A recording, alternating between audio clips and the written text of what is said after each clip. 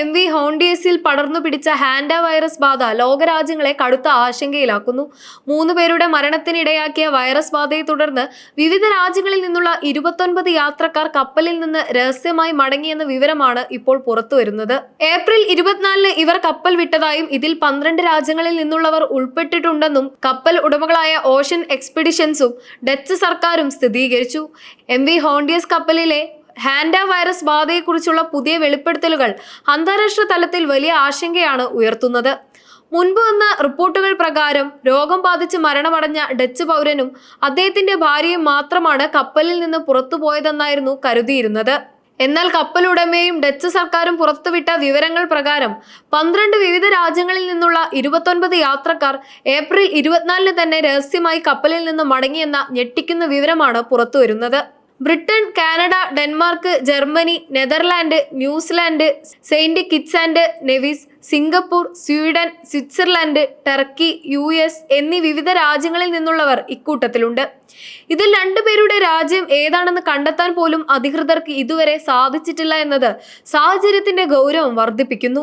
രോഗം മനുഷ്യരിൽ നിന്ന് മനുഷ്യരിലേക്ക് പകരാൻ സാധ്യതയുള്ള ആൻഡിസ് വകഭേദമാണ് കപ്പലിൽ സ്ഥിരീകരിച്ചിട്ടുള്ളത് എന്നതിനാൽ കപ്പൽ വിട്ട ഈ യാത്രക്കാർ ഇതിനോടകം സ്വന്തം രാജ്യങ്ങളിൽ എത്തിയിട്ടുണ്ടോ എന്ന കാര്യത്തിൽ അധികൃതർ അതീവ ജാഗ്രതയോടെയുള്ള അന്വേഷണം ഊർജിതമാക്കിയിരിക്കുകയാണ്. ദക്ഷിണാഫ്രിക്കയിലെയും വിവിധ യൂറോപ്യൻ രാജ്യങ്ങളിലെയും ആരോഗ്യ വകുപ്പുകൾ ഈ യാത്രക്കാരെയും അവർ സഞ്ചരിച്ച വിമാനങ്ങളിലെ സഹയാത്രികരെയും കണ്ടെത്താനുള്ള വിപുലമായ കോണ്ടാക്ട് ട്രേസിംഗ് നടപടികൾ ആരംഭിച്ചു കഴിഞ്ഞു. കപ്പലിൽ നിന്ന് മടങ്ങിയ ഒരു യാത്രക്കാരൻ സഞ്ചരിച്ച KLM എയർലൈൻസിലെ ജീവനക്കാരന് രോഗലക്ഷണങ്ങൾ കണ്ടു തുടങ്ങിയത് വൈറസ് ബാധ കപ്പലിന് പുറത്തേക്ക് പടർന്നോ എന്ന ഭീതി വർദ്ധിപ്പിക്കുന്നു.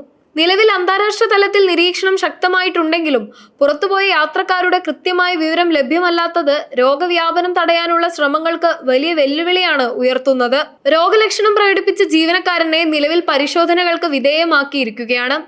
ഇതേ വിമാനത്തിൽ സഞ്ചരിച്ച 82 യാത്രക്കാരെയും 6 ജീവനക്കാരെയും കണ്ടെത്താൻ വിപുലമായ കോണ്ടാക്ട് ട്രേസിംഗ് ആരംഭിച്ചു കഴിഞ്ഞു. MV ഹോണ്ടിയസ് കപ്പലിലെ ഹാൻഡ വൈറസ് ബാധയുടെ നിലവിലെ സ്ഥിതിവിവര കണക്കുകൾ അതീവ ഗൗരവകരമായ സാഹചര്യത്തിലേക്കാണ് വിരൽ ചൂണ്ടുന്നത്. ഒരു ഡച്ച് പൗരനും അദ്ദേഹത്തിന്റെ ഭാര്യയും ഉൾപ്പെടെ ഇതുവരെ 3 പേരാണ് രോഗം ബാധിച്ച് മരണമടഞ്ഞത്. ആകെ 8 പേർക്ക് രോഗം സ്ഥിരീകരിച്ചിട്ടുണ്ട്.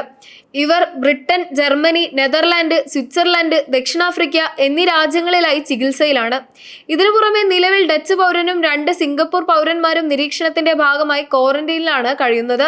114 യാത്രക്കാരുമായി വിനോദസഞ്ചാരം ആരംഭിച്ച ഈ കപ്പലിൽ ഇപ്പോൾ 23 രാജ്യങ്ങളിൽ നിന്നായി 149 പേരാണുള്ളത്. ഇതിൽ 80 പേർ യാത്രക്കാരാണ്.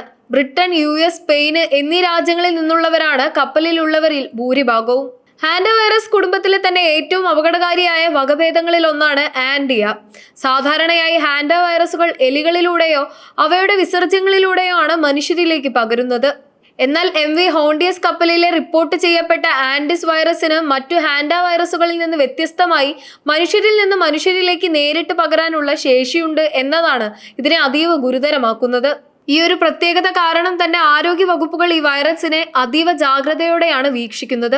നിലവിൽ ഹാൻഡ വൈറസിനെ പ്രതിരോധിക്കാൻ പ്രത്യേക വാക്സിനുകളോ പൂർണ്ണമായും ഭേദമാക്കാൻ കഴിയുന്ന കൃത്യമായ മരുന്നുകളോ നിലവിലില്ല. രോഗം ബാധിക്കുന്നവരിൽ ഏകദേശം 40% വരെയാണ് മരണനിരക്ക് എന്ന് കണക്കാക്കപ്പെടുന്നു. ഇത് ആരോഗ്യ വിദഗ്ധർക്കിടയിൽ വലിയ ആശങ്കയ്ക്ക് കാരണമാകുന്നുണ്ട്. ശ്വാസകോശ സംബന്ധമായ ഗുരുതരമായ പ്രശ്നങ്ങളിലേക്കാണ് ഇത് പലപ്പോഴും നയിക്കുന്നത്. എങ്കിലും ഈ വൈറസ് ബാധ ഒരു വലിയ മഹാമാരിയായി ലോകമെമ്പാടും പടരാനുള്ള സാധ്യത വളരെ കുറവാണെന്നും പരിഭ്രാന്തരാകേണ്ട സാഹചര്യമില്ലെന്നും ലോകാരോഗ്യ സംഘടന വ്യക്തമാക്കിയിട്ടുണ്ട്. നിരീക്ഷണവും സമ്പർക്ക പട്ടിക തയ്യാറാക്കിയുള്ള പ്രതിരോധ നടപടികളും വഴി ഇതിനെ നിയന്ത്രിക്കാൻ സാധിക്കുമെന്നാണ് അധികൃതരുടെ വിലയിരുത്തൽ. MV ഹോണ്ടിയസ് എന്ന ആഡംബര കപ്പലിന്റെ വിനോദയാത്ര ഒരു അന്താരാഷ്ട്ര ആരോഗ്യ പ്രതിസന്ധിയായി മാറിയത് വളരെ വേഗത്തിലായിരുന്നു.